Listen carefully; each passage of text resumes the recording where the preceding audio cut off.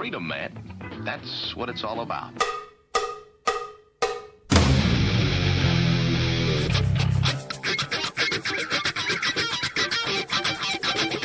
You've got to groove on freedom, like the good book says.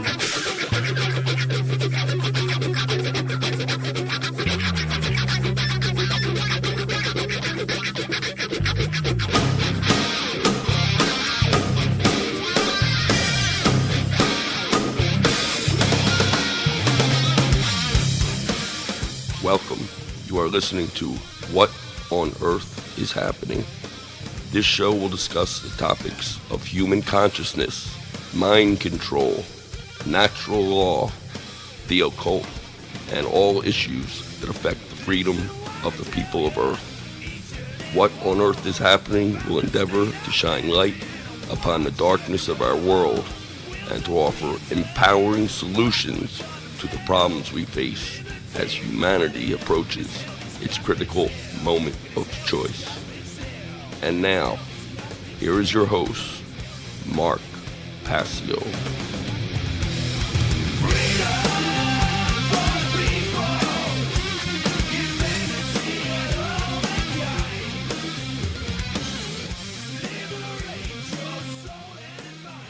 Welcome, one and all. You're listening to What on Earth is Happening here on the Oracle Broadcasting Radio Network. I'm your host, Mark Passio. My website, whatonearthishappening.com. The network's website, oraclebroadcasting.com. Today is Sunday, December 9th, 2012. This show is live every Sunday from 5 to 7 p.m. East Coast time. That's 4 to 6 p.m. Central time. We have a great show lined up for you here today. We're going to be continuing to talk about human psychopathy and the possible defenses against it.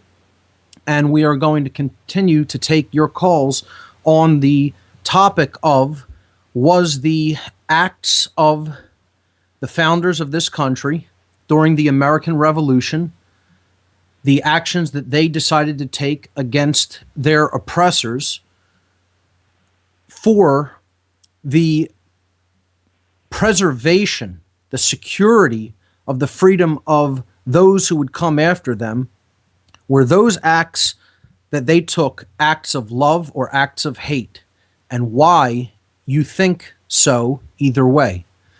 So let me give the call-in number right here at the top of the show to join us toll free on What on Earth is Happening.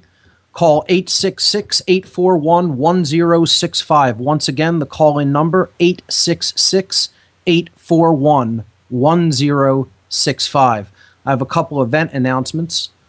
Of course, coming up here in Philadelphia, April 25th, 26th, and 27th of 2013, the Free Your Mind 2 Conference, a conference on consciousness, mind control, and the occult, taking place at the Arch Street Meeting House at 320 Arch Street here in Philadelphia. The doors will open at 8 o'clock a.m. each day. The featured speakers, Alan Steinfeld, Alfred Weber, Andrew Bashago, Ben Stewart, Bob Tuskin, Kathy O'Brien, Curtis Davis, Dr. Dream, Freighter X, Freeman Fly, Jan Irvin, Jay Parker, Jim Fetzer, Larkin Rose, Laura Eisenhower, Lennon Honor, Loren Moray, Mano Divina, Mark Passio, Mark Phillips, Marty Leeds, Randall Carlson, Ross Ben, and Sonia Barrett. 24 speakers over a 3-day event. Advanced ticket prices for the Thursday conference, $30. For the Thursday meet and greet, plus a vegetarian meal and a concert, $20, featuring the Divine Hand Ensemble, a theremin, a classical ensemble centered around the theremin. For the Friday conference, $40. For the Saturday conference, $40. And for the entire 3 days, plus the speaker meet and greet, only $120. For more information on this great event coming up in April of 2013 here in the city of Philadelphia, please visit www.freeyourmindconference.com. The next Truth, Freedom, Prosperity free documentary screening and discussion evening will be taking place on the last Thursday of December, December 27th, 2012, at 6:30 p.m. at Essene Market and Cafe at 719 South 4th Street. That's the corner of 4th and Monroe Streets in Philadelphia. We don't have a film picked out yet. We're going to be announcing that in the next couple of days. So watch the truthfreedomprosperity.org website for that announcement. I have learned that I will be the next featured activist at the next TFP Live, Truth, Freedom, Prosperity Live, hosted by Mike Salvi and Truth, Freedom, Prosperity.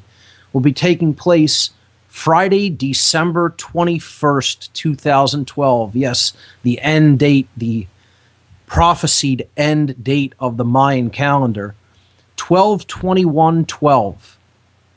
I'll be the featured activist at this event at Underground Arts at 1200 Callowhill Street on Friday, December 21st at 9 o'clock p.m. For more information, check out www.truthfreedomprosperity.org, or you can also visit tfplive.com. That's tfplive.com. I have an announcement about a great event that people are not going to want to miss. We are going to be doing a money bomb campaign for the Free Your Mind 2 conference to raise money for bringing in all of these phenomenal speakers, bringing them into Philadelphia from all over the country. And Freighter X has actually set this up for us. Freighter X has been one of the organizers for this year's Free Your Mind conference. And he and American Freedom Radio will be hosting a 12-hour marathon, okay, where we're going to have different hosts during the 12 hours that we're going to have this money bomb campaign for Free Your Mind 2. It's going to be taking place on American Freedom Radio, where Freighter X broadcasts out of, and this is going to be taking place on January 13th. Okay, so Sunday, January 13th, 2013, it's going to be a 12-hour marathon from noon to midnight on January 13th on American Freedom Radio. We're going to have different hosts hosting the event for the 12 hours, and we're going to be interviewing some of the featured speakers at the Free Your Mind conference and attempting to raise as much donation money as is possible so that we can help to support the effort to bring in speakers from out of town. So you won't want to miss that. Sunday, January 13th from noon to midnight on American Freedom Radio. The ad-free chip... Oh, before I talk about that, I want to alert everyone that I will be interviewed tomorrow, Monday, December 10th, on the H2O show. This is the new incarnation of the show that used to be called Two Guys, One Girl, out of Montreal, Quebec, Canada, hosted by Franco Eward. So the new show is called the H2O show. It's broadcast out of the H2O radio network. The website for that is radioh2o.ca, and I will be interviewed tomorrow on the H2O show from 8 to 10 p.m. Eastern Time. So check that out on that great network, and I will also be posting that to the news section of my website.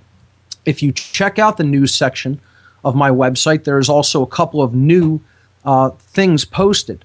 I was interviewed this past week by Vinnie Eastwood and Freighter X on their new video podcast called Dark Occulted Mysticism.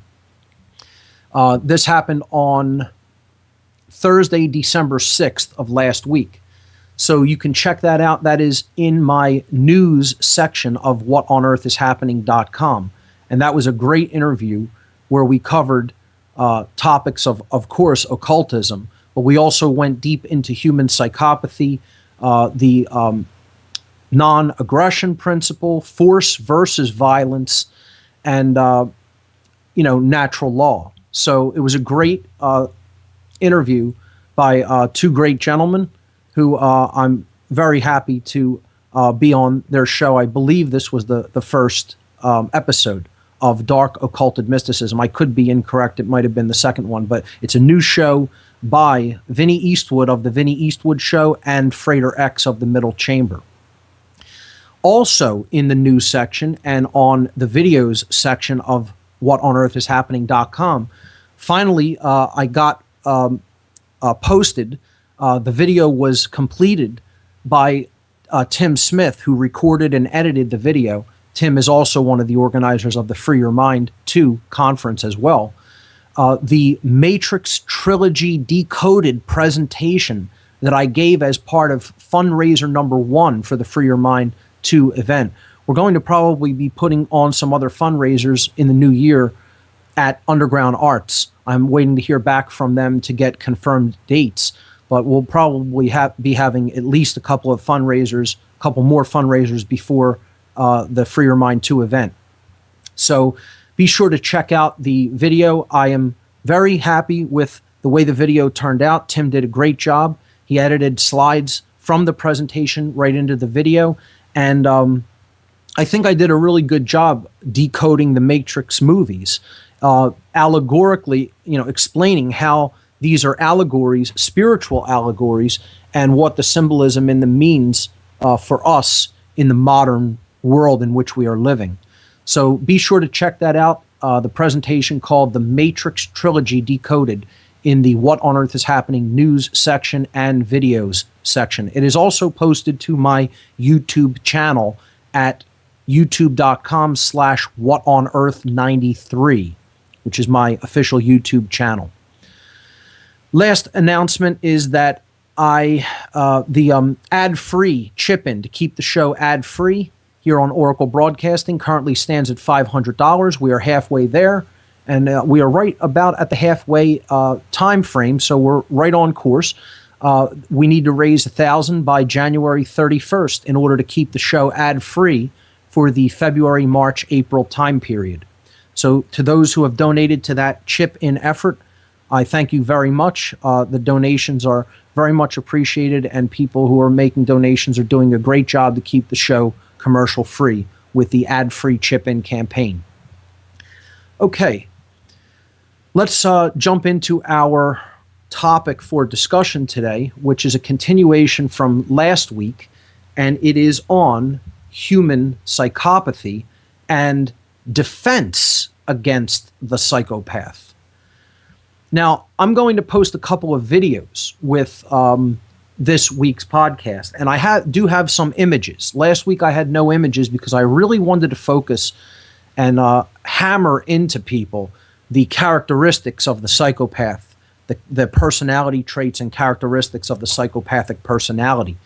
So I didn't even want any images to get in the way last week so that people can really focus on what this horrid condition that plagues humanity is actually all about. This week I made a few images, and you can find those as always on the whatonearthishappening.com radio show page. Click the radio show tab, and you will see listed underneath the player for the show images for today's show. Now that is when the show is live, of course. When the show is not live, I take that off of the radio show page, and it goes into the podcast with the show, okay, with each podcast. So you can find the images also in the podcast section of the website under related images for each podcast that is posted there. Today we have 5 images. The first image was, of course, the Free Your Mind 2 event poster. And the next image begins, we'll do a review from last week, which is the characteristics of psychopaths. And I put some lovely imagery to go along with these couple of slides. Image number 2 shows definite psychopaths that are basically involved in the daily administration of our world. And I'm sure people are just thrilled to see such wonderful pictures here with such in-depth listings of the characteristics of these sick, twisted individuals. So to do a brief review, let's go over some of the characteristics of the psychopath that we talked about last week. And with the podcast, I'm going to post a couple of great documentaries this week. I think very important documentaries to see about the psychopath. There's two of them in particular. Is Defense Against the Psychopath, which is a short documentary. I believe it is is right around a half an hour or something like that. And this video really does a good job explaining what psychopathy is and what are the best defense strategies once we recognize that people, certain people that we are interacting with may be, or in fact are, psychopaths. We need to wake up to this on a mass scale because psychopaths are actually running all of the institutions that people place their faith in as a society. And, that's not a good idea anyway, to place your faith in institutionalized bodies, because they're all essentially corrupt. And the main thing to keep in mind is that they are ultimately run by psychopaths at the highest levels. Psychopaths have infiltrated the institutions of the world so that they can work their way into positions of influence and power, and thereby hold power and influence over people who basically externalize their power through their belief in these institutional bodies and the belief that they should be directing humanity and taking care of humanity, and so forth and so on. We need to start to withdraw our support from these institutions, and specifically these so-called leaders. The whole idea here is to get away from the collectivist mindset and understand we don't need leaders, we need to be our own leaders. So as a brief review, before we start going into other material and into the phone lines, let's take a look at the characteristics of psychopathy. These include aggressiveness. Now I'm referring to what is listed on slide number 2 right now. Aggressiveness, callousness, the complete absence of conscience, the complete absence of empathy toward other human beings. Cunning thinking. Now this isn't to say actual intelligence, true holistic intelligence, but cunning intellect would probably be even perhaps better. Left brain intellect only, the desire to control, okay? Adeptness at the manipulation of others, very good at manipulating people. The willingness to engage in strongly immoral criminal conduct to get their way. The willingness to take what they want and do as they please, regardless of who is hurt or wronged. No care for whether someone else suffers. And I know it's very difficult for most people to believe that this is a condition that exists within the human psyche of people who have absolutely no empathy and do not care how much anyone suffers as a result of their actions, but it is the case. And this is, again, split between two different categories of psychopaths. The primary psychopath, who it is a genetic disorder in the human genome, and they are born that way. It doesn't make a difference what environment they are put in. They simply are that way. It is a damaged computer from birth. Again, something many people do not want to face and want to think does not exist. And that doesn't make a difference whether they don't want to believe it or not. This condition is here with us. What created it, we'll get into on other shows and possibilities for that. But they don't want to admit that this condition exists due to the implications that it actually means for us here on Earth. The implications are quite disturbing. They're not comfortable whatsoever. They're very disturbing implications because, again, we have to wrestle with that question of what put this condition here with us. Why does it exist? So let's continue to list the characteristics. The willingness to take what they want and do as they please, regardless of who is hurt or wronged. A deceptive ability to appear outwardly benevolent. Oh yeah, they'll make you think that they have your own interest in mind, but they absolutely do not. They have only their own selfish motives in mind. So they can behave in superficially charming ways to hide purely selfish motives. Make you think they have your interest in mind when in fact they're not interested in you at all. They have your interest not at all in mind, only their own. They have a willingness to use intimidation and, if necessary, violence to control others in order to satisfy their own needs. So it's their own needs, their own gratification above all else, no matter who has to be harmed in the process. The willingness, we're on slide number 3 now, moving forward to slide number 3. They have the willingness to intentionally violate the basic inherent human rights of other people. A complete absence of any sense of guilt or remorse. So not only don't they feel empathy for what they do, they don't feel guilty after the fact. There is no guilt or remorse shown for the harm that their actions cause to other people. None whatsoever.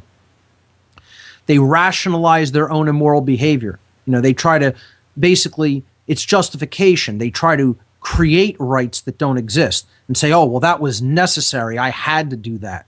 When in fact, no, they didn't. They wanted to do that.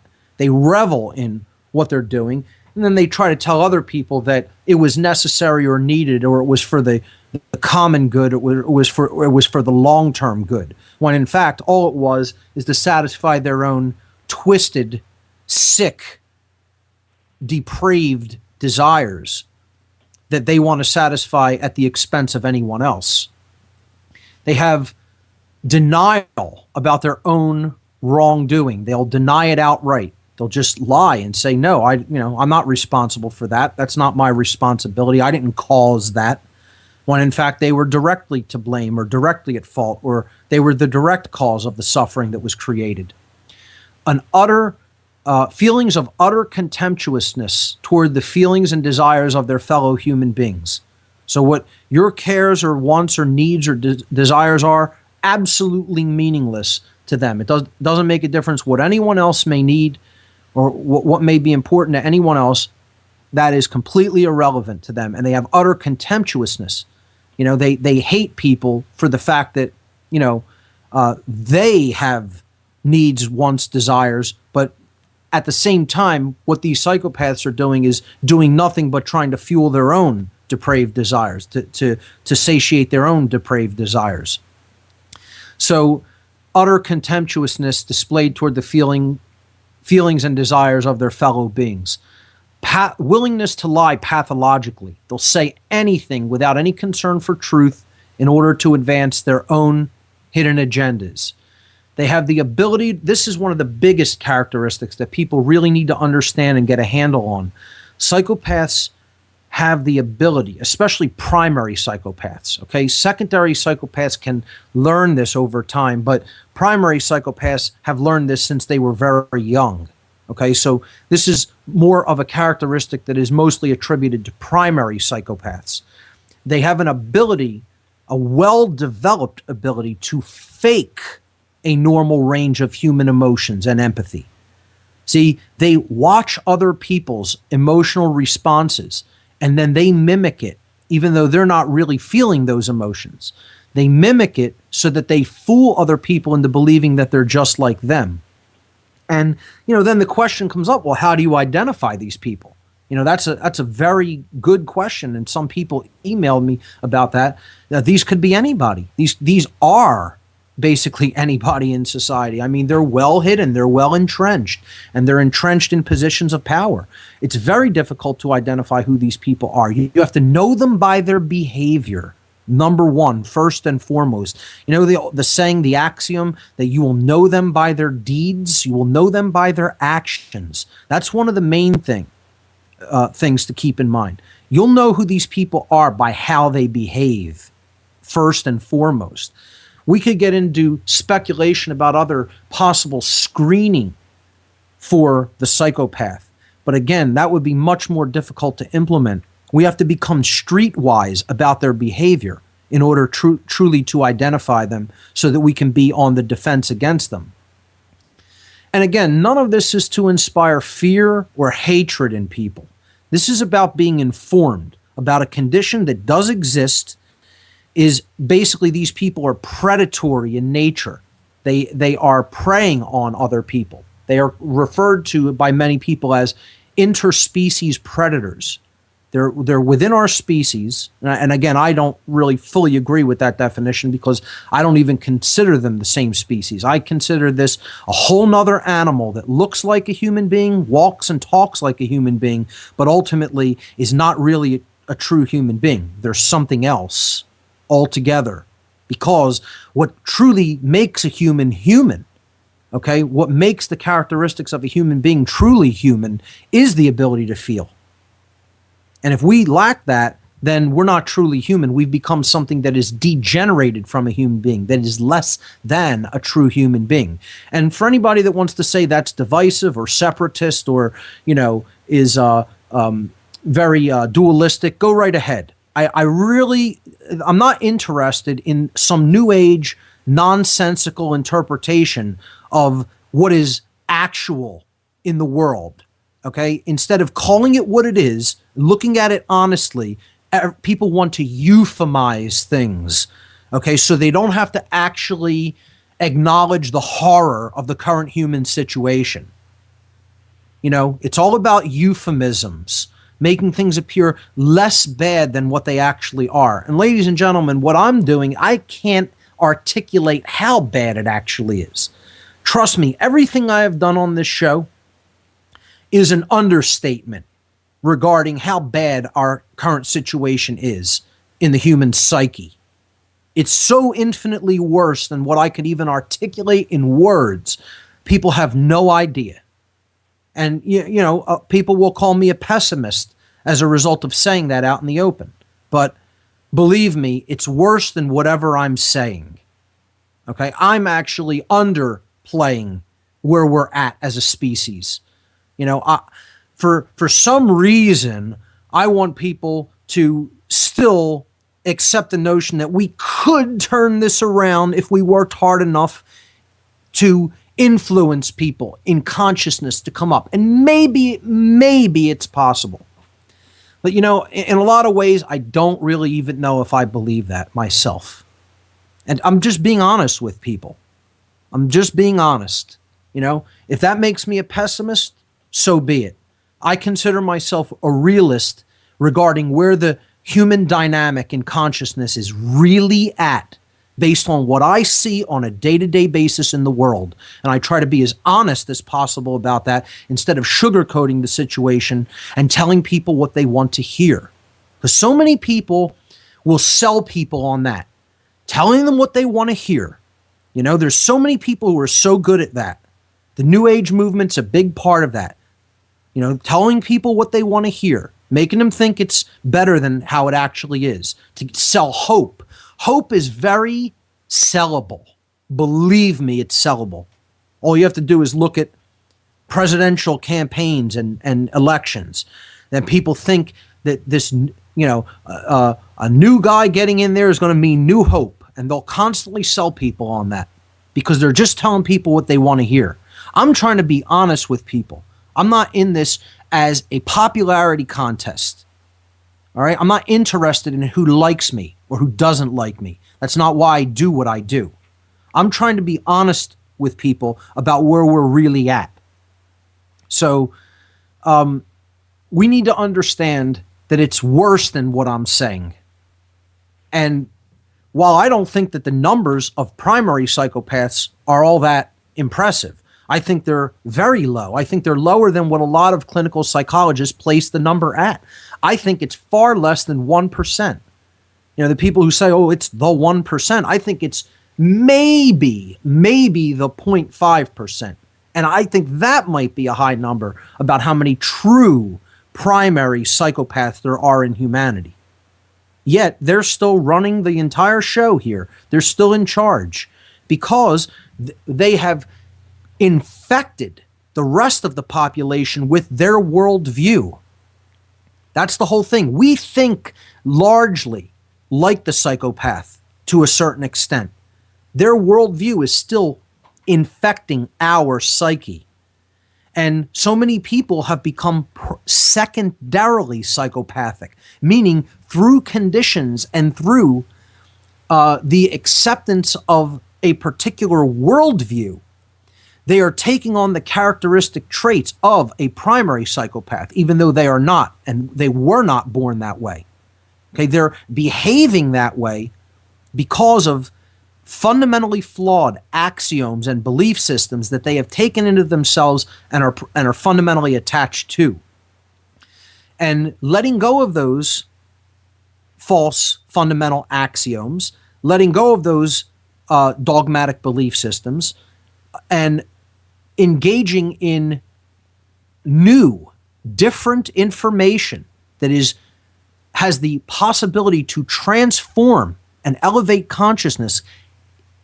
By doing that, it is possible to get one's psyche out of that state, that diseased state, that pathological condition. That's why it's called psychopathy, pathological, based in an illness. Okay? Now, other things are required in the physical domain as well. You know, we need to clean up the body. The body has a lot to do with how we think. We don't often associate that, but the mind and body are intricately and inextricably interconnected. So cleaning up one's diet is a huge part of how we think. So that has to go hand in hand with disconnecting from the poison information, getting onto a positive and truthful information stream, eating better, disconnecting from other poisonous influences around us, meaning the other people with poisonous worldview infections that constantly feed us negative information about the worth of humanity and about, who we truly are as a people. So let's go back to some of the characteristics and wrap this up, because I want to transition this into the defense against the psychopath and then start to go to the phones. Psychopaths, okay, the ability to feign normal human emotions, that's very critical. And again, the question then becomes, how do we identify them? Again, we need to know them by their actions, and then we can speculate about possible other techniques to identify these people. They have a severely distorted sense of the consequences of their own actions. See, they don't understand that the universe is going to bring things to balance. By one means or another, it's going to bring it to balance, no matter how catastrophic that may need to be, depending on how out of balance things have become. Guaranteed, the universe is going to balance the equation. And these people don't want to understand or accept that aspect of natural law. They refuse. See, they only want their own desires fulfilled and forget about what creation wants. Forget about the will of creation. The true evolutionary progress that is happening throughout creation, true evolution in consciousness, that's meaningless to these people. They're trying to stop that from taking place because they want to rule the roost. They want to maintain their positions of dominance and power, illusory power over other people, because they're being given that power by other people who are externalizing their power in an illusory sense and through this nonsensical, illusory belief in authority, which doesn't actually exist in man. So this severely distorted sense of the consequences of their own behavior. They have total failure to accept any personal responsibility for their own actions. Forget acceptance of responsibility. They always want to deflect. Blame somebody else. It wasn't my fault. I refuse to take responsibility for what they clearly have done. And this is part of the human condition on a wider sense. We don't want to take responsibility as a people for what we have allowed the psychopaths to do and for what we continue to do because they're ordering us to do it. See, this refusal of responsibility, to accept personal responsibility, this goes our refusal as largely as a people is a reflection of the psychopath's refusal to accept personal responsibility, because they don't want to accept responsibility. Okay, they try to pass the buck down to the next person. In other words, if they could get away with it, they would prefer not to actually do the behavior, but to tell someone else to do the behavior. That's how they think they're going to shield themselves or insulate themselves from the repercussions of natural law. They're going to get somebody else to do their dirty work for them. And then most of us will do that. We'll just do it for a paycheck or do it to make our lives easier in some form or fashion. Okay? Because most of us don't have a developed sense of conscience. We won't say no. And this is the whole problem. We continue to uphold the psychopaths. They're a tiny, tiny, tiny fraction, and yet they're ruling billions of people because we continue to do their bidding. And they have the hordes of secondary psychopaths in the police, the military, the government, educational institutions, medical institutions, pharmaceuticals, etc. You name any institution in the world, banking, okay? The secondary psychopaths largely are running these institutions. Just put your head down, do what you're told, do your job, and you'll get your reward for doing it. It doesn't matter who you have to hurt, okay? We'll try to shield you from seeing the suffering that you're causing, okay? They're really good at continuing to do that, and most people will just go ahead and do that. And in doing that, they're numbing out their emotions, and they're ultimately turning. So very slowly, it's a stepwise progress, a progression over time, turning into a secondary psychopath who are acting as the hordes that do the bidding of the primary psychopath masters that are ruling at the highest levels of the institutions. And this is what we need to understand, that the only way to stop the progression of this tyranny in our world is to stop behaving like the psychopath.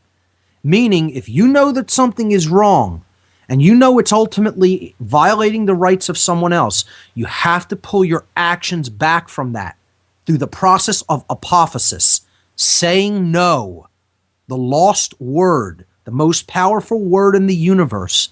Say no to that which you know is not a right, to that which you know is causing harm to someone else.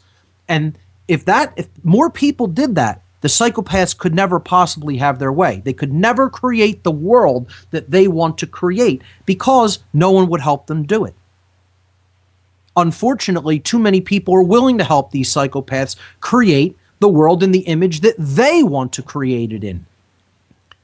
Because since they've worked their way up to the positions of power already and infiltrated those positions, these institutions shouldn't even exist to have these positions of power. That's the entire problem. We believe that there is such a thing as power invested in institutions that is going to tell people how they should behave and act. That's the entire problem. That's a collectivist worldview.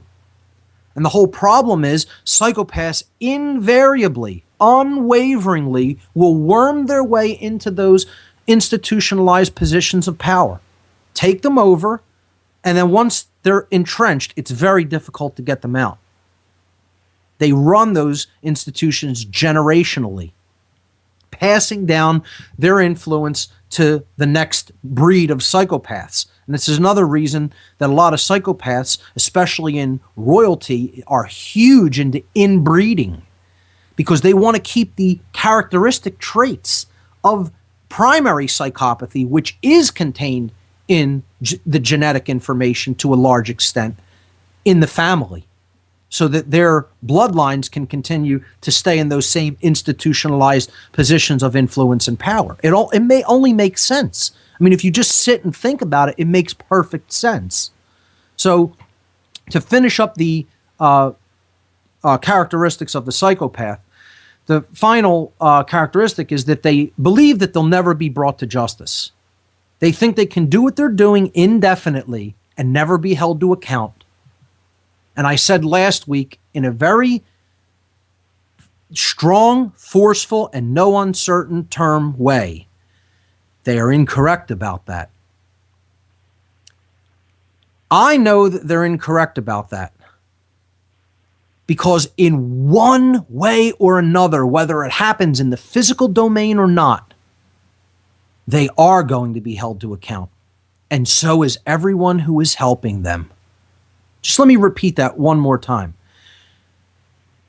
Regardless of where or when it is going to take place, the psychopaths of this world are going to be held to account for their behavior.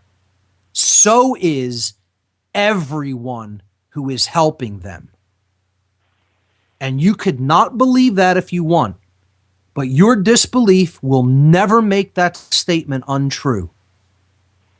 That is how the universe functions, to bring balance to creation. Now, as to how or when, I can't necessarily say, but guaranteed it will happen. The universe will that into existence at some point in time. Now, I think the way that they should be brought to balance is through our actions to counter and defend ourselves against the psychopath. I don't think we should leave it to the spiritual justice of the universe, quite frankly. I think that's a cop-out for our experience in the physical domain. So I believe we have the right to bring these people to justice ourselves. I ultimately believe that's how the universe would prefer to bring these psychopaths to justice, through people who are acting within right behavior. See, if that doesn't happen, that means ultimately there wasn't a quantum number of people who are willing to get involved and make that justice occur. So the universe is going to do it for us in a very unpleasant way, and in a way that is going to not only bring them to justice, but it's going to ultimately bring all the other people to justice for not acting on behalf of the universe and holding them to account in the first place. And this is where humanity is almost at that point. And people will say, oh, that's alarmist. You're inspiring fear and saying something bad's going to happen if people don't act. Well, it's the truth. You think that we can just let these psychopaths do immoral behaviors forever and there's nothing that's going to result to us? Nothing bad is going to happen? And this is part of what tyranny is ultimately all about. Because the causal factor, that we are not bringing them to justice, that we are not standing up for our inherent human rights, the world is slipping further and further into global totalitarian tyranny. That's one of the ways that we're being punished by the entire, construct of natural law, because we're not doing what we're supposed to be doing in getting these people out of these positions of power, stop externalizing our power to these so-called leadership institutions, and start actually being our own leaders and live for what we know is right. Not enough people are willing to do that. Not enough people are actually engaging in that behavior. So at some point, the universe is going to step in and say, enough is enough. There's been a stagnation here. No progress is possible. And therefore, cleansing is going to be required. Like when weeds choke a garden, ultimately they're going to have to be uprooted. And if we become like those weeds choking the garden, which is evolutionary progression in consciousness, which is what the purpose of the garden is for, if we become those allegorical weeds, then we're going to have to be uprooted at some point when no further growth is possible. And the universe will be all too happy to provide that service for us. Do we want that to occur that way? I think it's a very bad choice, personally. But ultimately, that's what's going to happen. So The next part I want to get into this is understanding that we already inherently have the right to defend ourselves against psychopaths, about people that don't care about right or wrong, that don't care about conscience, that aren't acting within conscience, that are just doing what they want to do to get what they want. And this is the whole, let me just be very clear about this. This is the whole dynamic, the whole personality characteristic, or the rationalization of, I'm just doing my job. Okay? That whole thing that people trot out as a justification, ultimately it means, here's what you're saying. I want people to be very laser focused on what I'm saying here. When someone is saying, I'm just doing my job, and the action that they're taking is actually hurting someone else or usurping their rights through some form of coercion that they had no right to initiate.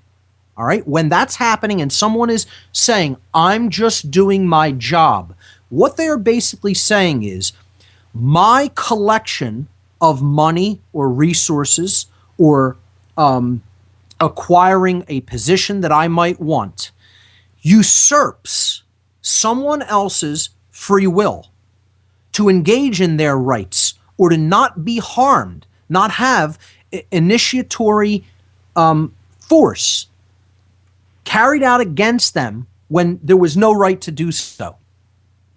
Okay? They're basically saying, I don't care about that person being harmed. That is the definition of not having conscience, of not exercising conscience. You could even make the argument whether the person has the knowledge of right or wrong, which is what conscience is, knowledge, science, to get to know together. Science, the root of it being sciere, the verb in Latin sciere, which means to know, and the prefix con being put in front of it, which means together or with. So to know together, to know with everyone else, common sense of right and wrong. That's what conscience is, common knowledge, common sense knowledge. Whether they actually possess that or not, they're not exercising it. They're not acting, willfully acting within harmony with conscience, with that knowledge. So therefore, they are abandoning conscience by saying, I'm going to do what my job says I need to do to collect my paycheck or to maintain that position, regardless of who it's harming. By definition, that is a psychopathic characteristic. You are taking on at least one of the characteristics of psychopathy. Well, it's rationalization of your own immoral behavior.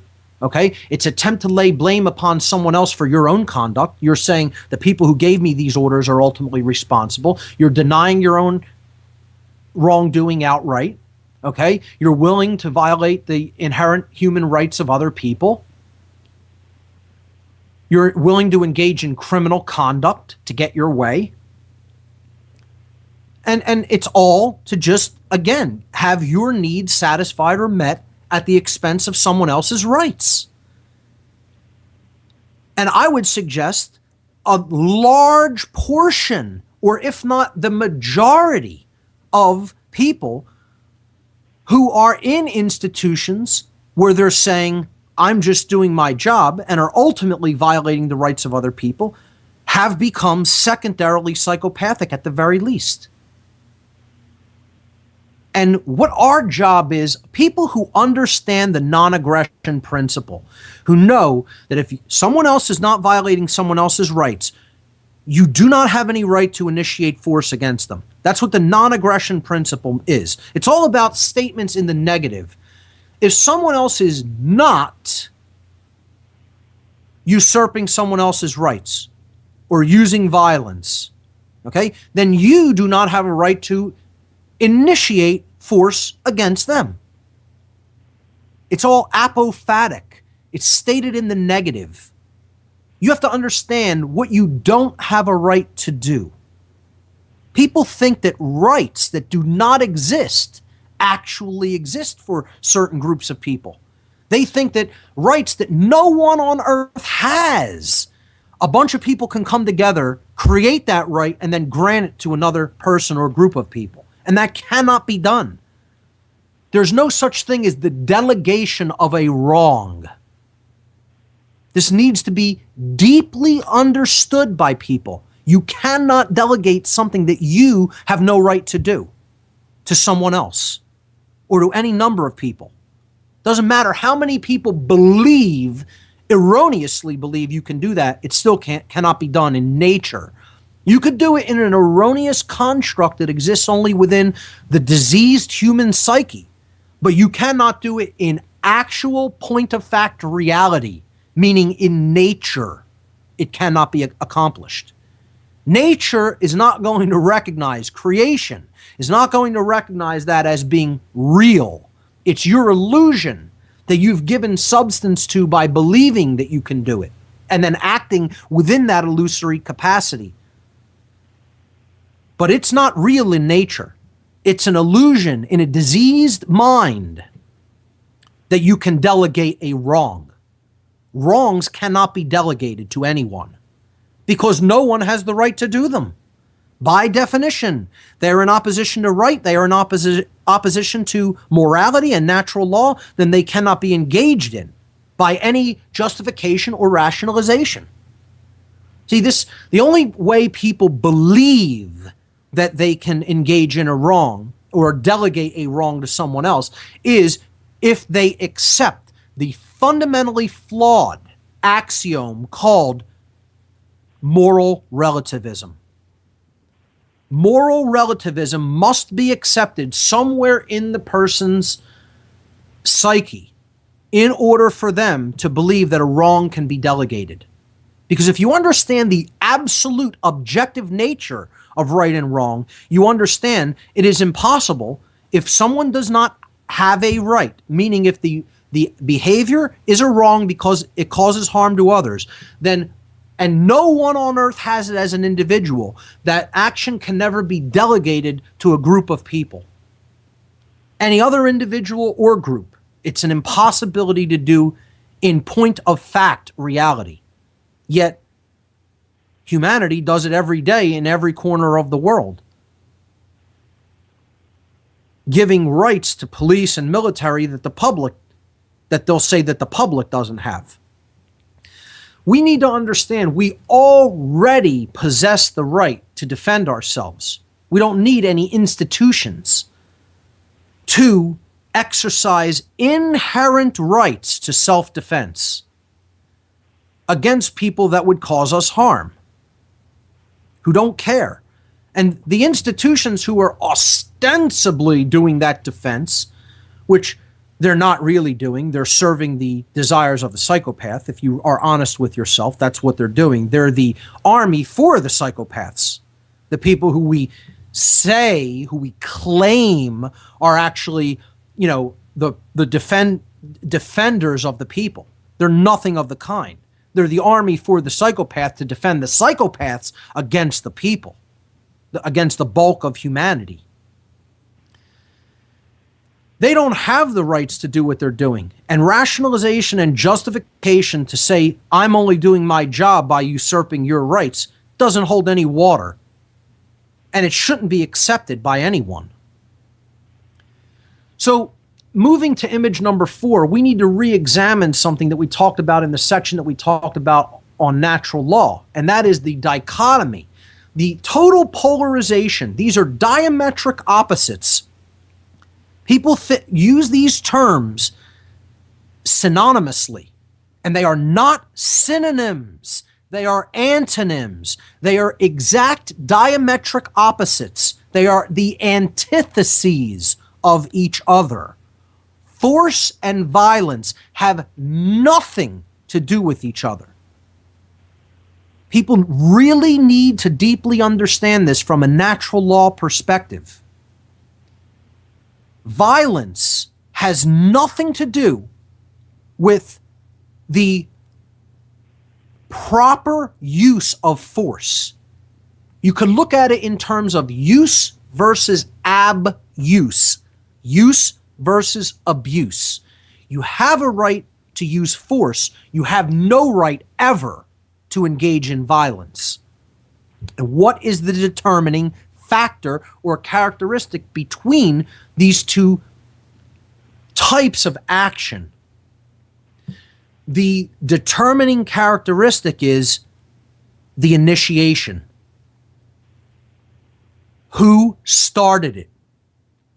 A big part of brainwashing, particularly in American culture, but I would probably suggest that this brainwashing goes on all over the world, is that it matters who starts violence.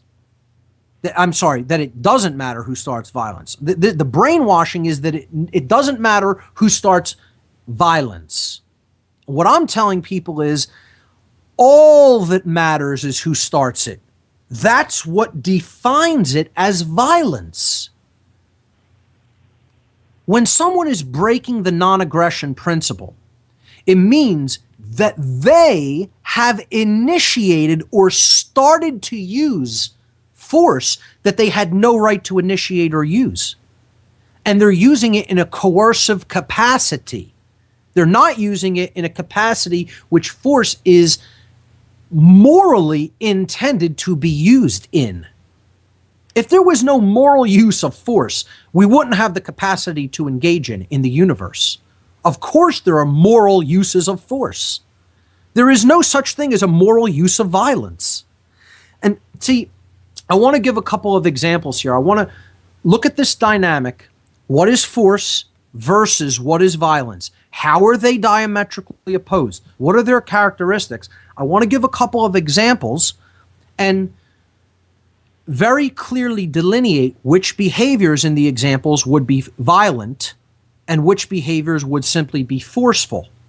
Which behavior, if it is violent, means it is a wrong and the person had no right to engage in that behavior, versus what actions were simply the proper use of force and the person had every right to engage in that behavior. Okay? And then I want to read the Second Amendment to the Constitution of the United States. And again, I'm not a constitutionalist. I've made no bones about it that I don't believe in authority. I don't believe in government. These are illusory constructs that exist in a diseased psyche. I am an anarchist. I understand that there are no masters. There are no rulers. There is only claims of authority and then the acceptance of those claims by dumb people. We'll get into this on the other side of this station break. Stay with us, ladies and gentlemen. You're listening to What on Earth is Happening. We'll be right back.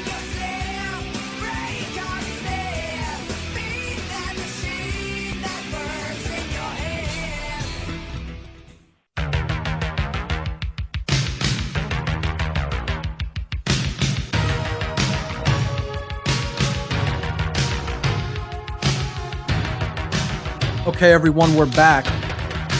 I want to hammer in a couple more concepts here because I want to get to the phones. I didn't leave enough time to go to the phones last week. I apologize for that again. I want to leave plenty of time to get to the phones today.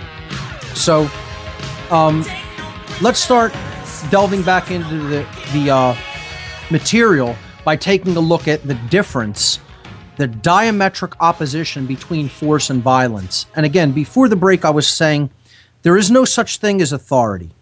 There is only the claim of it, the claim that you could do violence to someone else and be right in doing it, okay? The claim that you could be a master of someone and they have some moral obligation to obey your commands, okay? You can only make that claim, and then that claim can be accepted by other people, but it will never make it true in reality because it's not true. There is no such thing as masters over others. There is only people who are making the claim that they are an authority. And then there's other people who don't know enough about themselves and the workings of nature who are willing to accept that claim in their ignorance. And I just simply referred to them before the break very harshly as dumb people, because that's what they are. They're just dumb. If you think there's any such thing as authority in man, you are dumb. You are not holistically intelligent, and you do not know the truth. Because the truth is there is no such thing as authority anywhere in the three-dimensional space-time continuum in physical form. The only authority is the boundary conditions of the universe, which is natural law. That's what the authority is. And I don't mean the fake Darwinian natural order that people think of as whoever's has the most viciousness and the biggest teeth and the sharpest teeth and claws wins. That's not what I mean by natural law. Again, I feel I need to keep emphasizing that because of how hijacked the word natural is. We're talking about the spiritual laws that govern behavior in the universe. Cosmic spiritual law. Another word we need to start really taking back and understanding more deeply, just like natural, what natural really means, instead of this Darwinian notion, this twisted worldview based in moral relativism and social Darwinism, we really need to take back the word anarchy. Okay, because knowing that there is no such thing as authority, knowing that there is no such thing as masters over others, knowing that there is no such thing as rulership over other people, needs to be called what it is. The term voluntarist I don't like. It's a euphemism. It waters down what we're really talking about. We need to take back the word anarchy and help people to understand what it means, not only in its etymology, but in its actual real definition, not the mind-controlled, connotative, illusory meaning that people have ascribed to it and accepted that it means. The word anarchy comes from two Greek roots. The first is a or an in Greek is the negation of or the absence of, meaning not present, absent, or just simply not being. Okay? That's a or an, the prefix a or an in Greek. So apathy, no feeling present. All right? Anarchy comes from an, not present, okay? Not there, absent. And then the second part comes from the Greek word archon. Archon in Greek means ruler or master. Okay? Someone who is a ruler over someone else. Or in other words, the owner of slaves. An owner of other people. A master of slaves. So when you put them together, you have the negation of masters over others. The absence of ownership of other people. The absence of rulers who own other people. However you want to put those words, those concepts together, that's what anarchy is. It means that there are no masters and slaves. Well, if you believe that there are masters and slaves, then you're not an anarchist. If you do not believe that there are masters and slaves, then by definition you are an anarchist, whether you know it or not. If you advocate for any amount of the right, the so-called right to coerce other people, to coerce their will, to usurp their free will, and make them do what you want them to do, even if what they want to do is a right, then you are not an anarchist, you are an archonist. One who believes in masters over others. One who believes that certain people are masters with authority inherent in them, and other people, by definition, are slaves who somehow have the moral obligation to obey the whims of the master. And there's no other grades of that. People think, oh, there's variants and gradations of that in between. You're painting it as black and white, and there's all shades of gray in between. Wrong. Absolutely incorrect. There is no gradations. There are no shades of gray. There are either masters and slaves, or there is not. Get that through your head. Any amount of the advocation of the aggression principle, and I want to wrap the word principle in quotes because aggressing against others is no principle at all. It is not based in truth and it causes harm. The aggression ideology, let's call it. Forget aggression principle. There is the non-aggression principle, and then there is the aggression ideology that is based in violence, meaning the violation of someone else's rights. That's why it is called violence, violate. It comes from the word violate.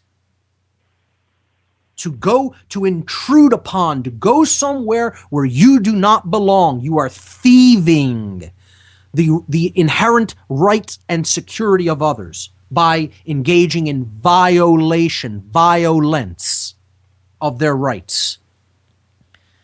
So we need to take back the word anarchy and help people to understand it just means no masters and slaves.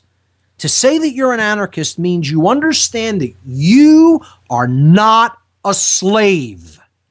That's what being a true anarchist means. Not this twisted connotation that people have that you play a word association game with them and they think it means chaos. That's what the dominators, what the masters who want to maintain their slaves' mindset so that they'll continue to lay down to their commands and be their willing slaves, want people to think the word anarchy means, when it has absolutely nothing to do with chaos. As a matter of fact, chaos can only breed in archonistic conditions, meaning where there are masters. Then you have a condition of chaos. When there are masters and slaves, you have chaos. When there is freedom, you have order. Only when there is true freedom, meaning the absence of masters, a master-slave relationship. No masters, no rulers. That's what anarchy means and nothing else. So let's take a look at one's inherent right of the use of force versus something that is never a right, which is violence. Force is, by definition, the capacity to do work or cause physical change. Okay? It is energy, strength, or active power. Power that is being applied. We have the capacity to do work, and then we're applying it in the world through an act of force. We engage in force every single day of our lives. If you build something, if you clean something, if you go from one place to another, all of these are, work is required, energy is required, active power is required. You are engaged in force to do any of those behaviors. Once you use the ability or capacity to cause physical change in an immoral way, meaning that you're using initiation of coercion, you have crossed the line from the application of force into the use of violence.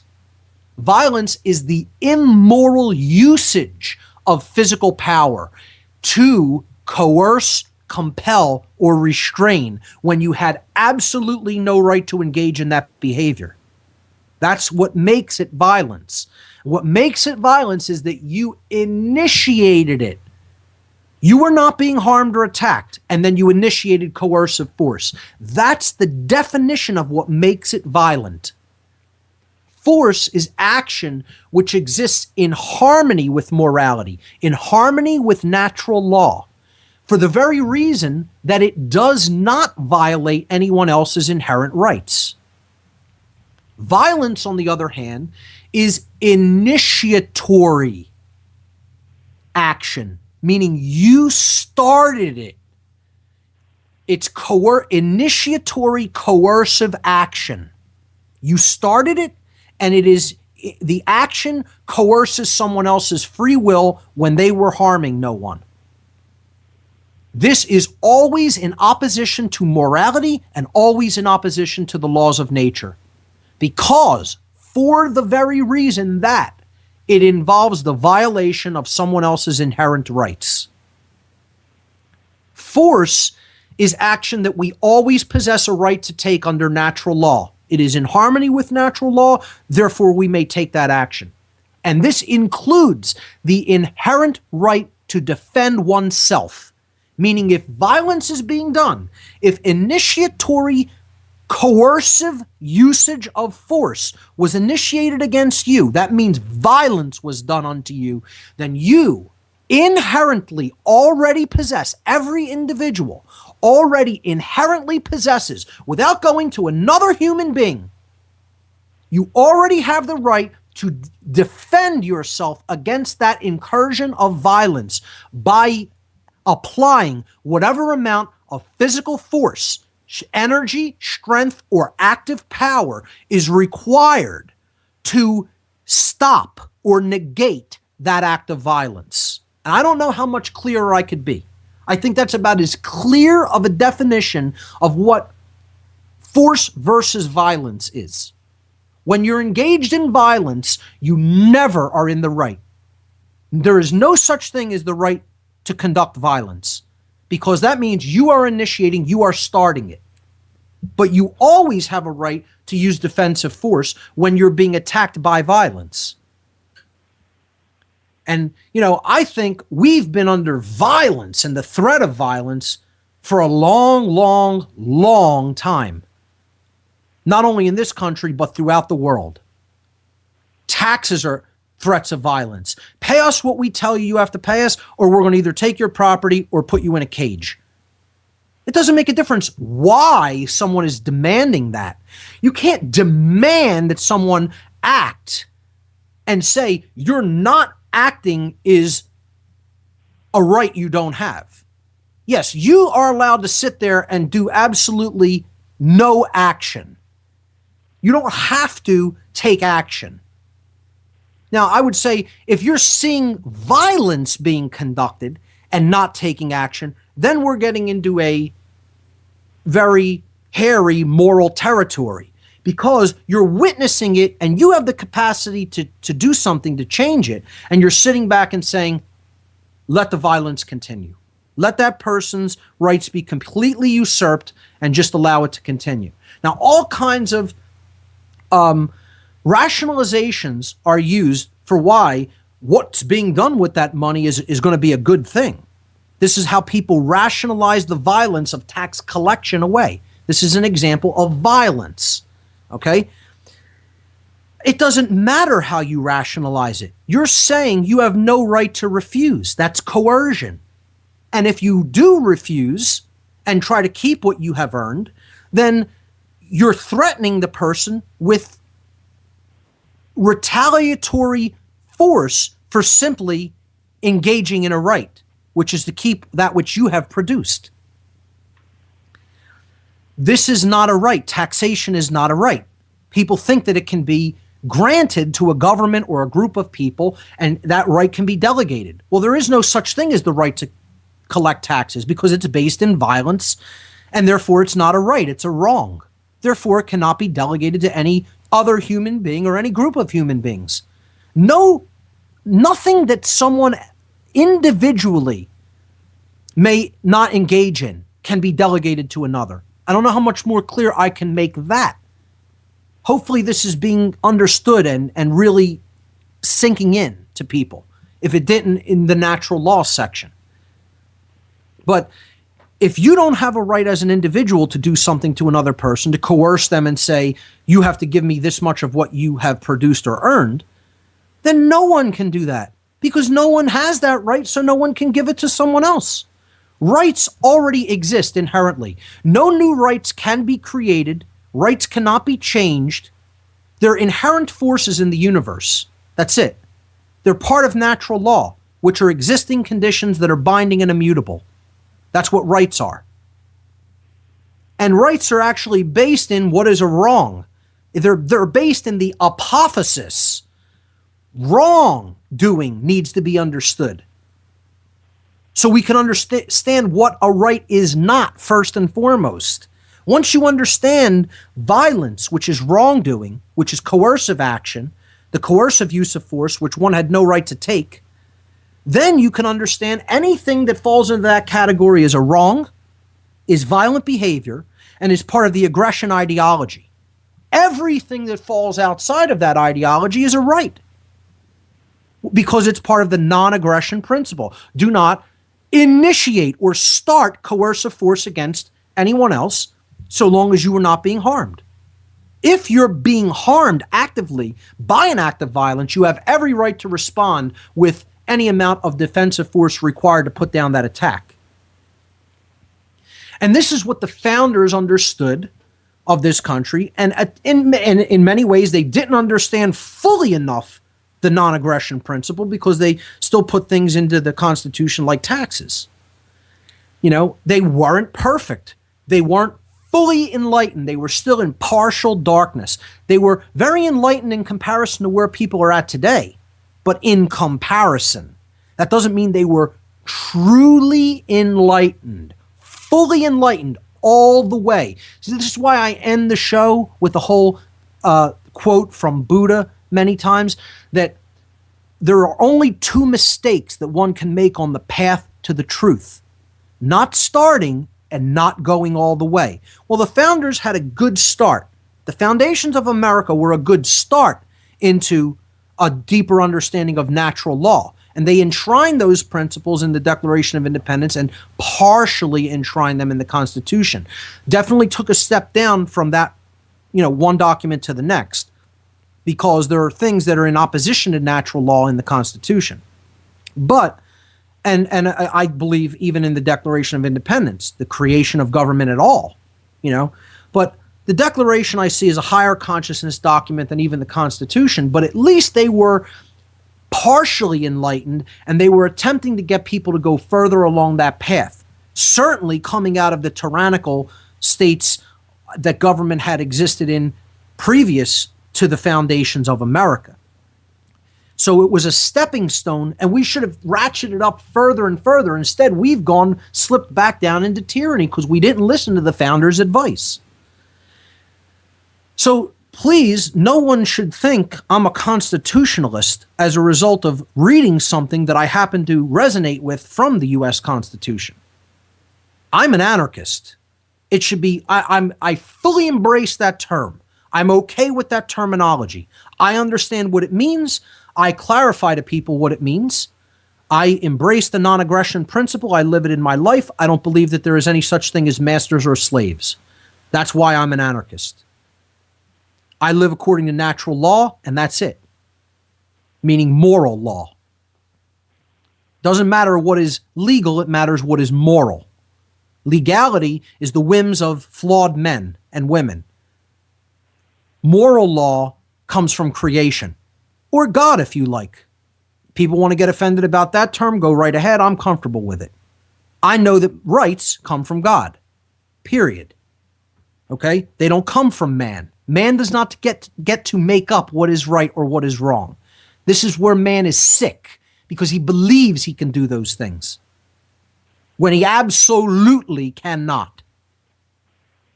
So the founders tried to enshrine the inherent right for defensive force into the Constitution. And I want to be very, very clear about this too.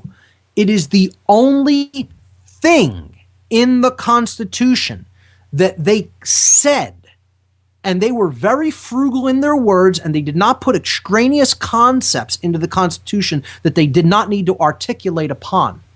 They put these words into the Constitution and said that it was the only thing that they deemed necessary for the preservation of freedom.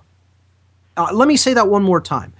The founders only deemed in the Constitution of the United States one thing or concept necessary for the preservation of freedom. They only deemed one thing necessary for the preservation of freedom. Okay? Think about how important that very concept right there is. Now, the word necessary in the Constitution was used exactly 6 times.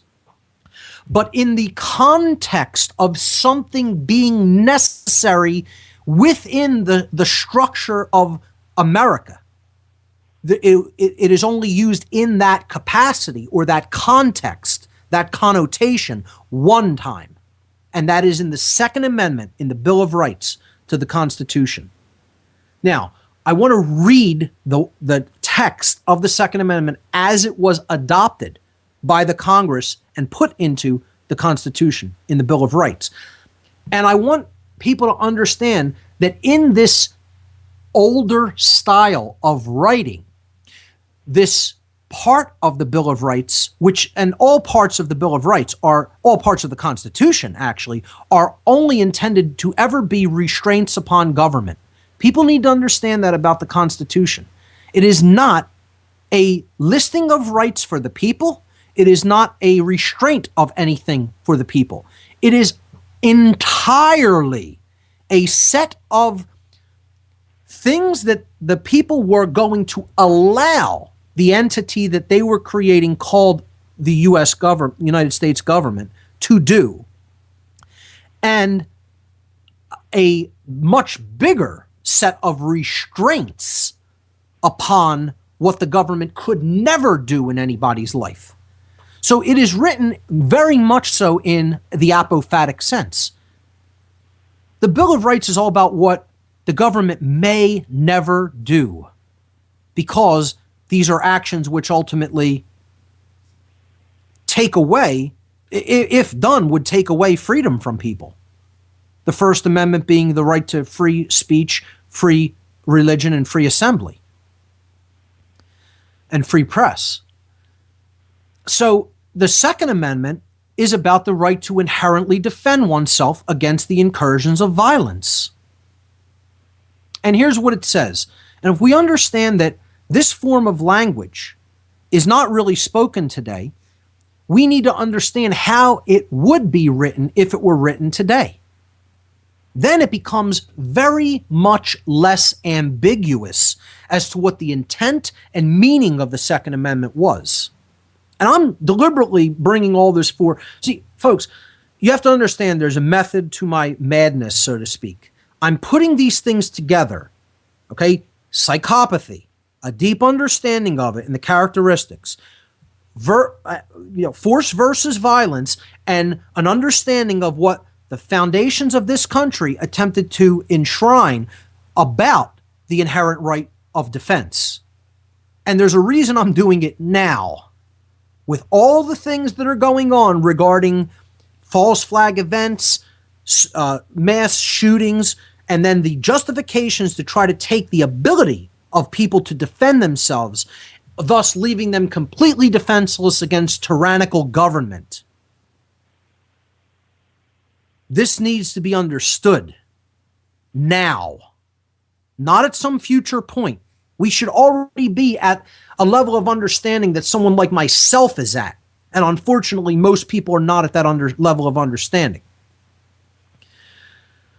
Here's how they drafted the Second Amendment into the Constitution. This is the exact text. A well-regulated militia, comma, being necessary to the security of a free state, comma, the right of the people to keep and bear arms, comma, shall not be infringed. Now, I personally think it's very clear right there, and there's no ambiguity about it whatsoever. But because it is written in this older form of English, as far as sentence structure is concerned, the connotation is not as clear as it could be in modern English. So I've suggested that if we wrote this today, I'm not saying we need to rewrite it. I think it stands on its own as it is. But if we were to attempt to get a better understanding of what was actually meant by the people who wrote this, we could very simply rearrange a couple of words. And I'm going to add a word, and I'm going to change a form of a verb, and that's it. I'm going to add one word, and I'm going to change the form of one of the verbs, the verb to be, in the second phrase within the sentence, being necessary. I'm going to say is necessary. I'm changing the form of the verb to be from being to is. That's it. Okay, here's how we might write it in modern colloquial English, how we would speak today.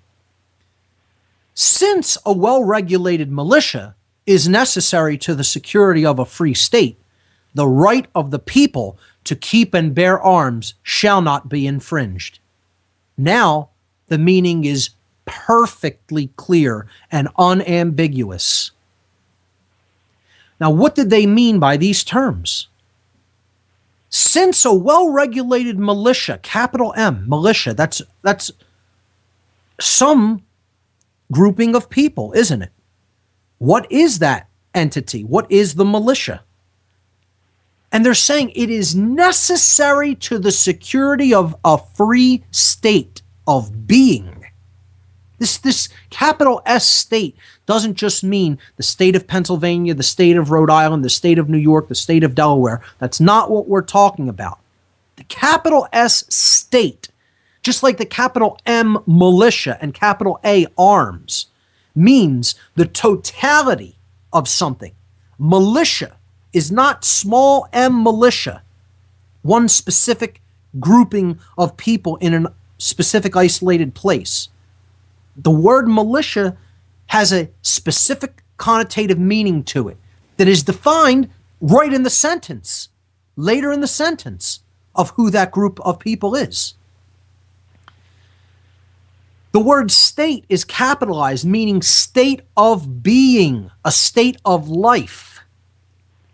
So they're telling you that this well-regulated militia, capital M, is necessary to the preservation, the security of, the continuance of a free condition, a free state of existence. Meaning, if you don't maintain this inherent right, if you don't maintain this readiness to engage force if it is required, you will not maintain the state of freedom that we fought to put in place, to secure. The right of the people to keep and bear, meaning possess and brandish, to possess and carry arms. That doesn't just mean projectile weapons. That means any defensive weapon, capital A arms. Anything that can be used to defend oneself shall not be infringed under no circumstances, period. Period, period, period. At the end of the word infringe. Nothing after it. Full stop, end of sentence. Shall not be infringed. Not shall not be infringed if people abuse this inherent right and then start using violence with arms. No.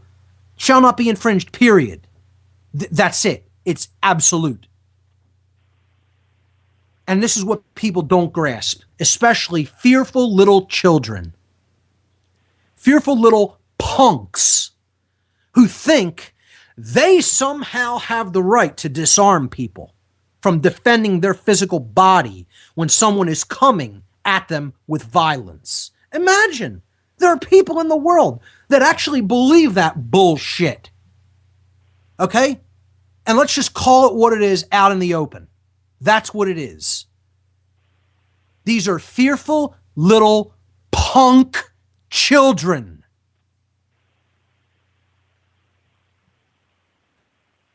Who is the militia that is being talked about in the Second Amendment? It's not a particular group of people. It is the people. It is defined in the sentence. Since a well-regulated militia is necessary to securing freedom, to keeping us free, the right of the people to keep and bear arms shall not be infringed, because the people are the militia. Able-bodied citizens who can pick up a arm, a form of arms, a weapon, regardless of what it is, arms, capital A, and have a right to defend themselves with arms against the incursions of violence. You shall not infringe upon that right. The end. It is so cut and dried. It is so obvious. It is so unambiguous that you have to be a total ass to think that it is in some way ambiguous or to try to interpret it in a different way. Get as offended about that as you like.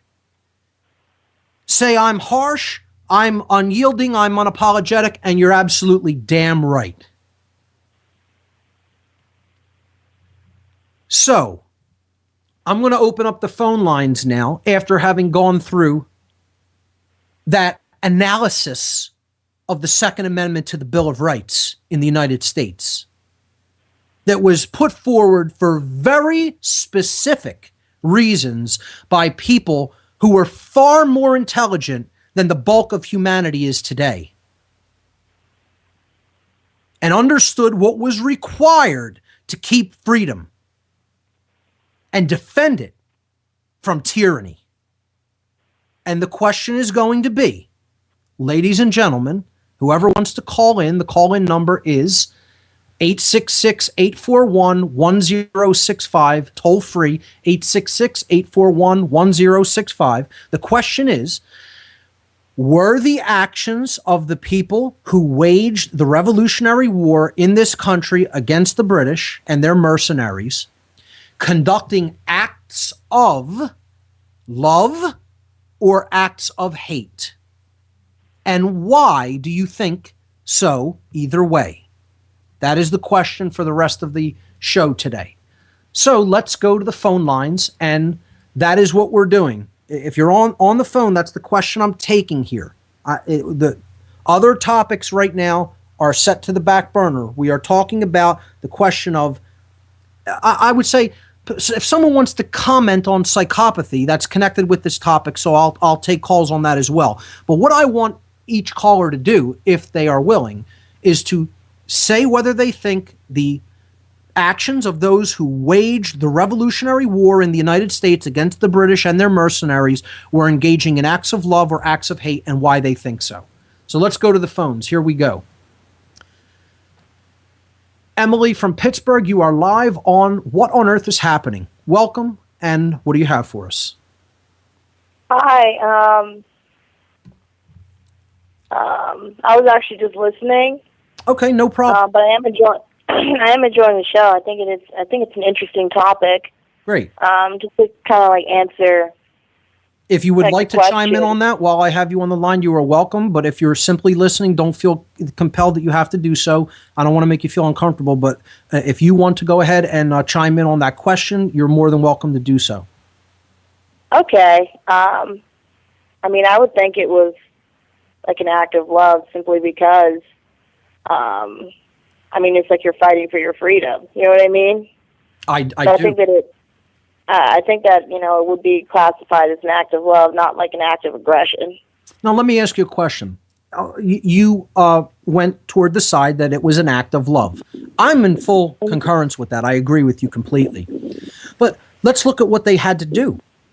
They actually had to kill other people. They had to pick up arms and snuff out other people's lives in order to secure that freedom. Like, would you consider that hateful acts? Well, I'm just trying to play the devil's advocate here. I could give you my answer to that and why I think it's one way or another. But, I'm just interested in what some of the callers think about this. So, the British were coming over here to try to continue their reign over the people. They sent their mercenaries and their armies to collect whatever oppressive taxation to stop them from using colonial script, to coerce and regulate the trade that they were engaged in, and ultimately to basically tell them how they had to live here. And it started turning into these psychopathic British soldiers that were stationed here looked at it as, well, this is an open field day.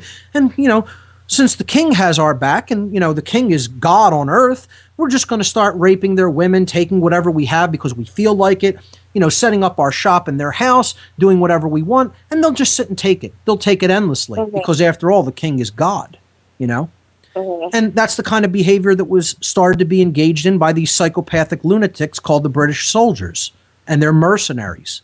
So I go back to the original question that I posed. You say it was an act of love. Many people, might have ambiguity about that because they'll say, well, they picked up weapons and actually fired weapons, or thrust bayonets into other people, fired muskets and bullets and killed people. They actually snuffed out other human lives. How could you say that that was an act of love? So how would you frame that? If your answer is that it is an act of love, it is an act of love. It entailed some very brutal things that they felt needed to be done. So, comment on that. Well, I think that, like, in that entire situation, a lot of stuff was happening to lead up to, that confrontation. It wasn't just kind of some type of, flippant decision, Sure. Made overnight or anything like that. That's right. You kept being pushed and pushed and pushed and pushed and pushed until you have to decide, it's me or them. You know what I mean? And I think that anybody can, relate to, like, a situation where if you have been pushed that far and you have to make, tough decisions. It doesn't have to be like maybe violent decisions, but you can connect that to, any type of difficult situation where you just cannot allow something to continue anymore. Yes. What I'm trying to get at is their action can only be based in love if it was based in right. An action cannot be based in love if it is based in a wrong.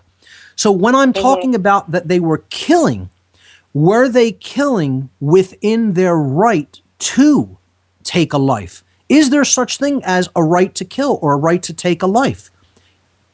I would suggest that there is. There is never a right to murder. No such thing. Doesn't exist. Murder is always wrong because murder is the initiation of killing someone when you had no right. When there was no incursive act of initiatory aggression against you.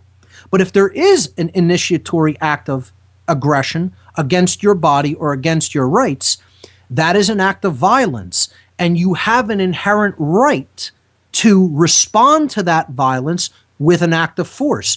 So, in other words, the people who waged the Revolutionary War were not engaged in violent behavior. The British and their mercenaries were engaged in the violence because they were initiating the force. The revolutionaries were responding to the force. They were responding to the violence, with force. And that resulted in the taking of life because the aggressors would not discontinue their immoral behavior, which is an initiation of violence. They had no right. The British had no right to do what they were doing. They were in the wrong. There is a right and a wrong. And all that matters is who started it. Did we start the attack during the Revolutionary War?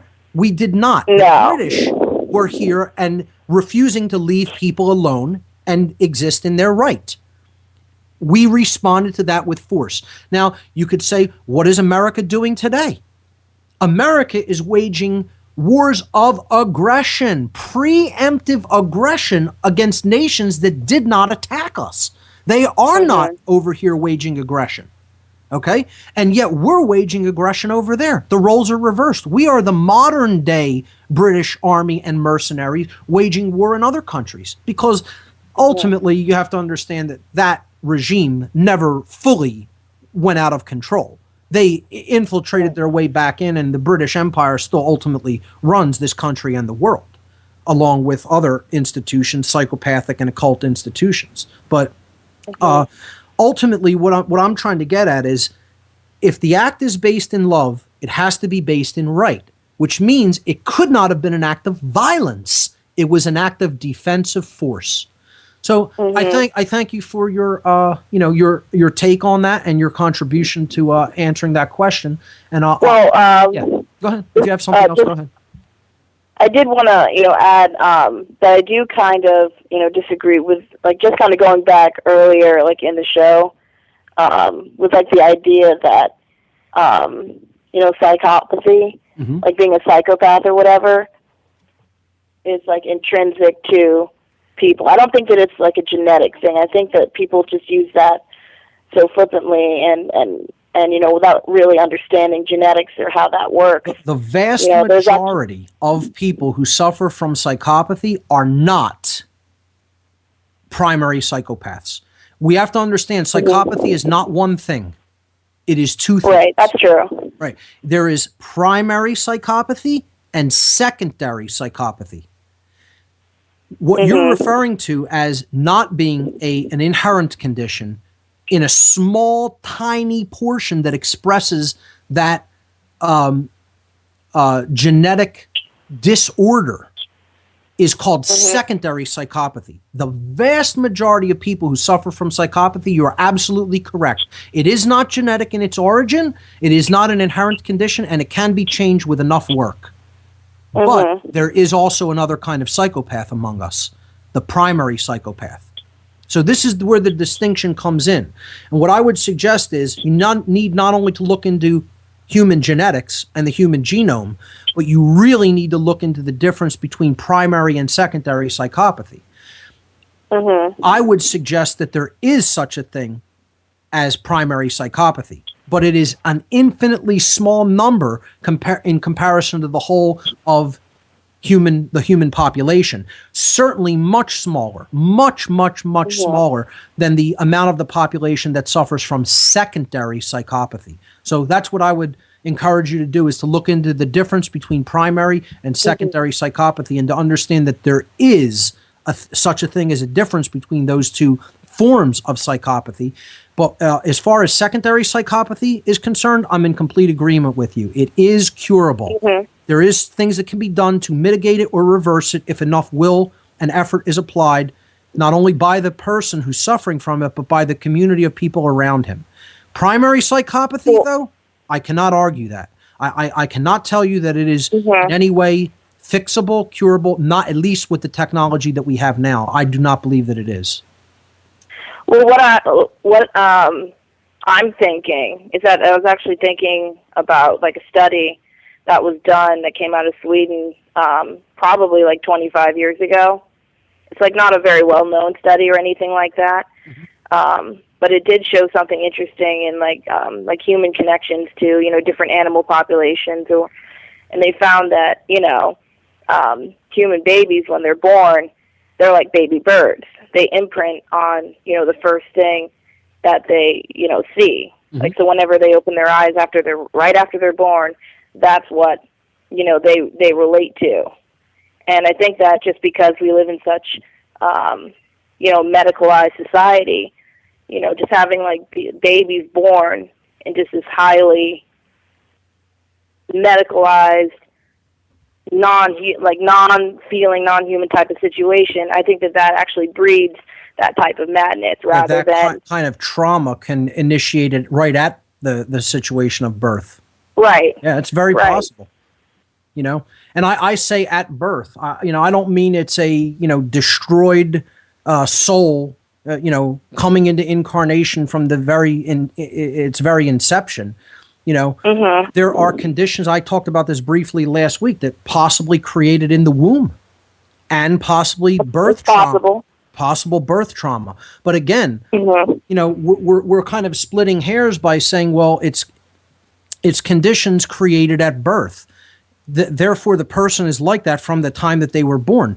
Maybe, I'm open-minded to the possibility that maybe if we completely changed the environmental conditions that are actually giving form to the human being during the whole gestation period and birth, maybe we wouldn't have primary psychopathy. It's possible. I tend to look at it more that it is a genetic disorder that is inherent to the human genome. And there's reasons I have for looking at it more along those lines, which I'll get into on future shows. But But for now, I will say I'm open to the possibility of that what you're saying may be possible, that maybe it is also conditions prenatal in the womb or right at the time of birth. That's very possible. I'm not closed-minded to those possibilities. I happen to think that the answer to primary psychopathy lies elsewhere, but I'm not totally closed to looking at that potentiality as to why it exists, or at least exists in the prevalence that it does.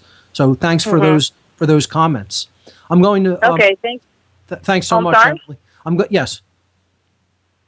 Oh yeah. I was just saying thanks, and I did enjoy the show. Absolutely. Thank you for the call. All right, I'm going to go to, and I'll leave you on the line since you're listening by phone. Okay. Okay. I'm going to go to another caller now. Let's move on to Ivan in Phoenix. You're live on What on Earth is Happening. Welcome. Hi, Mark. Can you hear me okay? Yes, I can. You sound good. Coming in loud and clear. Oh, okay. Well, I kind of already answered your question last week, and right in the middle of it, I guess you kind of changed my mind and woke me up that you're right. It is out of love. And the violence that comes of it, it's kind of, I would compare it to like if you're in your home with your family and some terrorist or somebody comes in with like a grenade, are you going to just stay in there and let it blow up and everybody get killed, or are you going to try and like force the guy out, of your home, and doing so you get blown up with them? So it's bloody and very disgusting, and nobody wants to see it. That's but right. That was an act of love. Yeah, that was you're an act of love. absolutely correct. See, it's all about defense. We're not talking about aggression. Aggression and defense are two different things. One implies that you are initiating the force. Therefore, it's violent behavior. That's what aggression is. Defense is retaliatory or responsive force that is used to counter violence. So again, when people say you don't respond to violence with violence, that's a wrong way of looking at it. You're never going to respond to violence with violence. If violence is initiated, the response is in force, not in violence.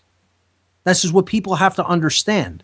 And I'm not just suggesting, a total ideology of vengeance, of an eye for an eye necessarily. I'm saying if someone is coming at you in the moment, attacking you and aggressing against you with violence, you have every right to use whatever amount of defensive force is required to put down that act of aggression in the moment. And, Right, I agree. The problem is people never look at what's going on in the totality, in the aggregate of how our rights are being usurped and violated as acts of violence that are current and ongoing. But indeed, that is what's going on. We are under violence and threat of violence daily, on a daily basis. Just the fact that something called a property tax exists is violence. That means you are existing in a constant level of the threat of violence. Because if you don't pay your tribute to the master who is claiming ownership of your land and house, then they can come and physically, with violence, they're saying we have a right to put you out of your home and make you homeless. And people don't even conceive that this is what all property taxes are. This is what all taxation is. Another example I gave, Ivan, let me give you this example, right? I ask people, would you categorize the sport of boxing as violent? Would you describe boxing as a violent sport? Yes or no?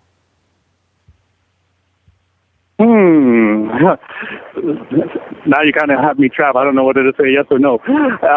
It involves violence. Yes, it involves violence because of the blood and all that, but it's also athletic skills.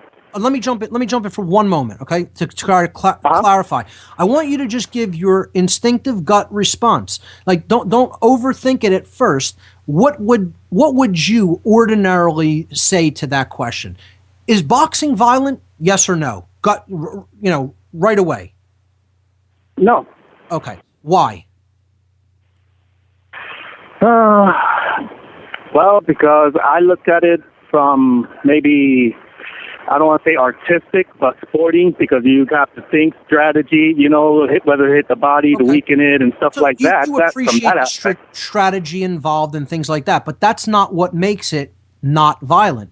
I want to know why it isn't violent. You're correct. Boxing is not a violent sport. And people hear that, and it sounds so strange when they hear it. But if you really understand the difference between force and violence, you'll understand that that's absolutely true. But why? That's right. Now I understand what you're saying, because you're not violating anybody's right. There's no violence involved, because both of you are participating consensual. I'm going to let you hit me.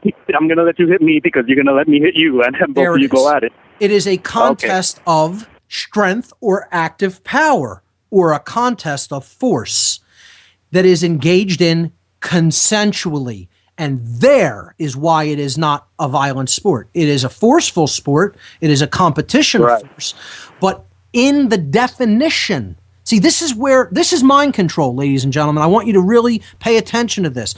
Mind control works through the obfuscation of the definitions of words. When people don't understand the meanings of the words that they are speaking, they could be made to think anything. They could be manipulated to think anything. That's how mind control works, through words. Are you saying, Mark, that was a little bit mind control there? Oh, no, I'm saying you passed the test. That in that respect, you're not under mind control. You get the distinction and the dichotomy between force and violence. You said boxing wasn't a violent sport, and when you were pressed to give an answer as to why that was your answer, you gave the correct answer. It's not violating someone's rights because the participants are engaging in the activity voluntarily. They're not being coerced to engage in it. No usurpation of free will is taking place. It is a consensual activity, which is a competition of force. You absolutely are spot on. Excellent. Okay. So, good. But how many people, Ivan, how many people would have responded that yes, it is violent? Because by definition, they do not truly understand the meaning of the word violent.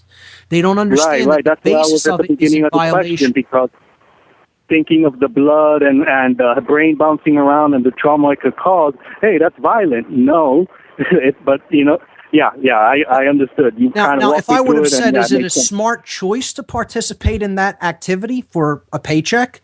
I would probably think it is not, because I understand the art form involved. I understand the training and the strategy involved in it, and I can have appreciation for those aspects of discipline that's involved in that.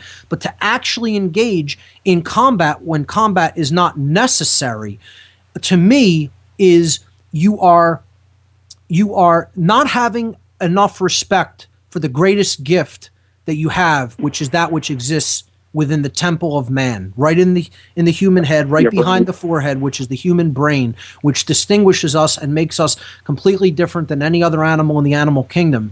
And I have too much respect for that wonderful piece of God-given machinery than to engage in unnecessary displays of force for any reason. That would be an abuse of your brain. You're abusing it. It could be construed as self-abuse. I would go so far as to say that's probably the case. But again, that's someone else's free will because it's their own body. So I can't tell them not to engage in that behavior, but I wouldn't think it's one of the smartest decisions to make. It's not one of the most intelligent decisions to make. Right. Touching on the psychopathy, real quick, this is probably going to take you to the end of the show. I had quite a few different ideas real quick and observations. Go right ahead.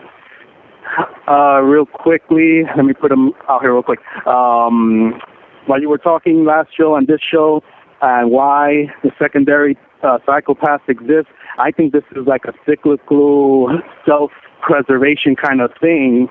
And I say that because coming from the background that you come from, I've seen a few videos with Zena LeVay and Nicholas Streck. There's a classic example of the psychopath. I mean, Nicholas Streck. It doesn't get any more obvious that you're looking into the eyes of a psychopath. Ladies and gentlemen, Ivan, just let me briefly tell the people. If you want to look into the eyes of a psychopath directly, just type this name into Google or into YouTube. Nicholas Streck. Nicholas Streck. I believe he spells his last name S-C-H-R-E-K or S-H-R-E-K. Nicholas Streck. He was involved in the Church of Satan, and then he and Zena LaVey, the daughter of Anton LaVey, decided that the Church of Satan was not even hardcore enough for them, and they got involved with Michael Aquino and the Temple of Set. There are interviews, and it's absolutely enlightening to watch and listen to these interviews, and watch Nicholas Schreck's eyes, watch his responses, his overall way that he carries himself, and what he thinks, what his ideology is. And this is what the globalist occultists, the psychopathic globalist occultists, are all about. They have the same worldview and mindset. Ivan, thanks so much for bringing that up. If you call in next week, I'll bring you on to talk about that a little bit more. That's all the time we have for this week, folks. Thanks so much for listening. Remember, there are only 2 mistakes one can make on the path to truth: not starting and not going all the way. We'll see you right here on What on Earth is Happening next week. Until then, everyone, take care.